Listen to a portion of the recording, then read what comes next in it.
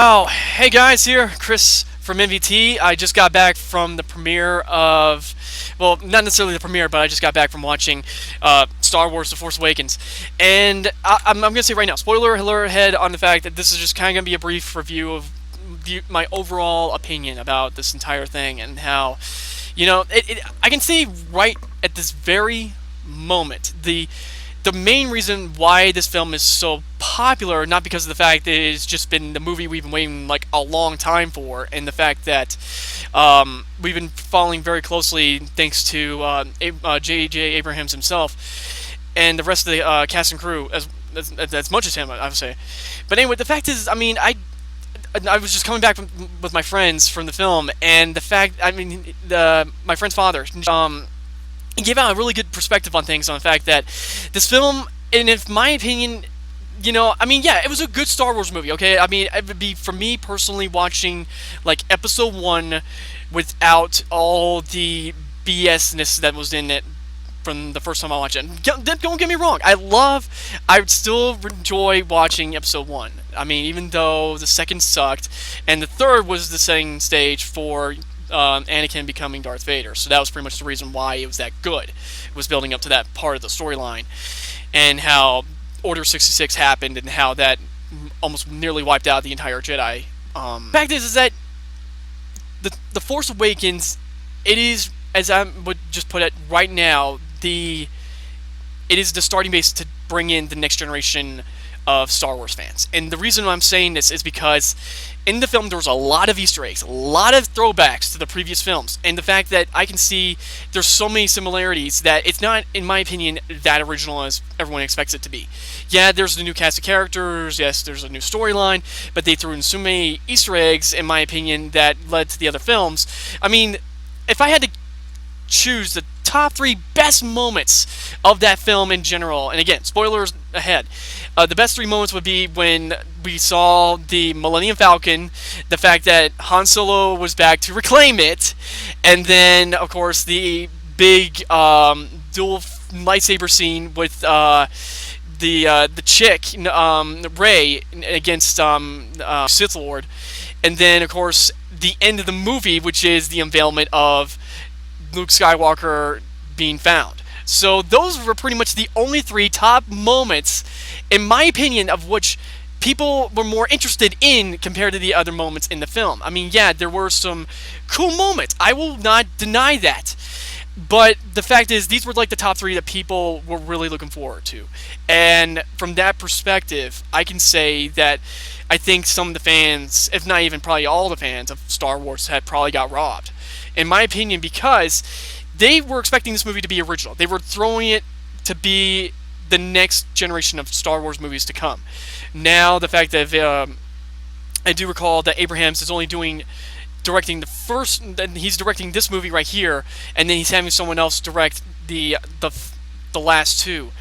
The fact that I was just told that that possibly Harrison Ford might return for the second movie, but more, I think if he was coming back, it'd be more either in flashbacks or he would become the Force itself. That's the only real reason how they would bring him back. Or if I think it could be both. I am really, really certain of this right now. It would be both at this point. But the fact is that I enjoyed the hell out of it. I think everyone will enjoy getting a kick out of The Force Awakens. I mean, yeah, this is, in my opinion, a legit Star Wars movie.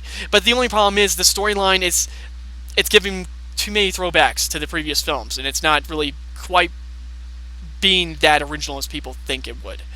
So that's my only gripe there. But the rest of the film, the cast, the new cast members for Rey and Finn, they did fantastic as their characters. And then, of course, it was great to see Chewie again. That was awesome, along with Han Solo and Princess Leia, who I think they call her as General Leia, or General.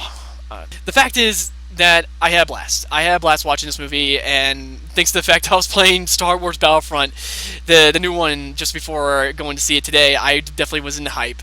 I was definitely in the Star Wars mood completely.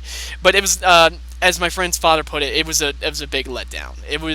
I could see where he was coming from with that in general, and I mean, I am not really big on Star Wars or not even Star Trek. I mean, I am fan of the both, yes, but it's not like I'm a hardcore fan, so I don't am not that devoted as everyone else is.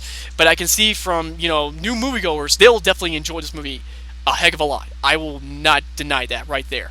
But for those who are the boomer generation of Star Wars fans, I mean, it's going to be kind of a hit and miss for them, depending on how they perceive the film as. Either they can see it as a continuation, or they can see it as something new.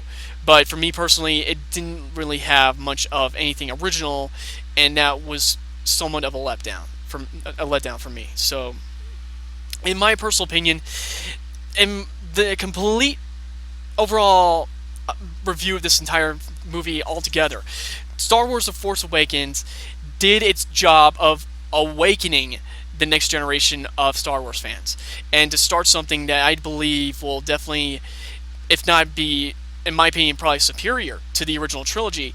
If they tend to go, I hope with what they have done just right now with the ending of the film that I just saw right now, that they'll do a more original story to the second and third movie. So only time will tell on that point. But anyway, I had a super blast hanging out with my friends watching this movie. I will say right now, my childhood died the moment I saw Harrison Ford's character die right there and near the end of the movie. So that was kind of that was something that we saw coming, yes, but it really did more of an impact than anyone thought it would. So that's pretty much all I can say there. But yeah, I'm still working on my other projects that are coming up very soon, and then I got a walkthrough for Castle of Illusion I'm working on doing tonight.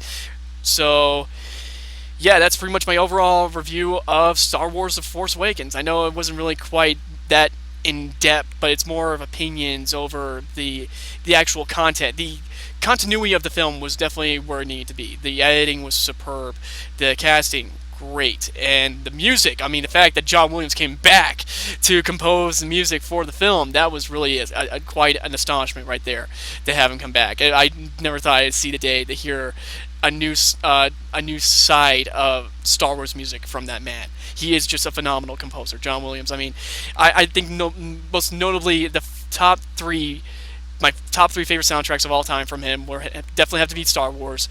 The second would have to be Indiana Jones, another Harrison Ford related character, and then of course Harry Potter. Harry Potter was definitely one of my favorites, as well as, I mean, it was slightly Home Alone, but it was probably because of the opening theme. But anyway, yeah, my top three were definitely Star Wars, Indiana Jones, and Harry Potter thus far from John Williams. And then, of course, the special effects, the creativity involved, it definitely felt like a genuine Star Wars movie. I will personally say that. So many, like I said, there was a lot of throwbacks to the previous films, and that's kind of something that, was probably the reason why that was there, as far as the way how the characters were similar to the ones that were done in the very first film. Well, I'm not talking episode 1, I'm talking New Hope. I'm talking about episode 4 right now. So anyway, the fact is that I had a great time, and I highly recommend you guys checking it out whenever you get the chance. This is definitely Star Wars month right now. It's this moment. I'm betting just everyone's going to have a nostalgia moment, like through the roof, the moment they see this movie. And I hope you guys, just, if you have to, turn off your brains, turn off your hardcore fanness, and enjoy the movie for what it is. If you can't, then you probably shouldn't see it. But anyway, I'll take care. Oh my gosh, I'm kind of in between worlds right now. Take care, guys.